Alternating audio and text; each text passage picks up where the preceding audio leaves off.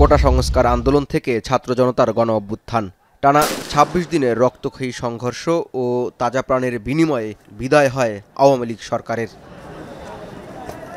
৫ August সরকার পতনের পর তৎকালীন ক্ষমতাসীন আওয়ামী লীগের নেতাকর্মী, মন্ত্রী, এমপিদের বিরুদ্ধে সারা দেশে শুরু হয় হত্যা মামলা। একে একে গ্রেপ্তার হতে থাকেন সাবেক আইনমন্ত্রী আনিসুল হক, সাবেক প্রধানমন্ত্রীর বেসরকারি শিল্প ও বিনিয়োগ উপদেষ্টা সালমান এফ রহমান, জ্বালানি, খনিজ সম্পদ ও বিদ্যুৎ বিষয়ক উপদেষ্টা তৌফিক ইলাহি চৌধুরী সহ অন্তত ২৫ জন মন্ত্রী, সংসদ সদস্য, উপদেষ্টা ও শীর্ষ পর্যায়ের নেতা।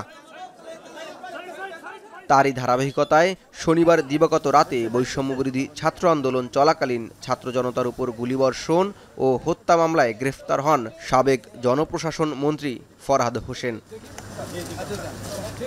গ্রেফতারের পর সাবেক এই মন্ত্রীকে প্রথমে আদাবর থানায় হস্তান্তর করে র্যাব। পরবর্তীতে আদাবর থানা থেকে রাত ১১টার দিকে নিয়ে আসা হয় মিন্টো রোডের ডিবি কার্যালয়ে।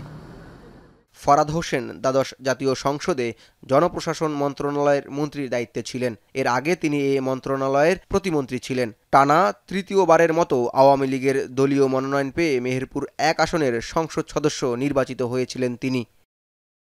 জাওয়াদ মাহমুদ, এখন, ঢাকা।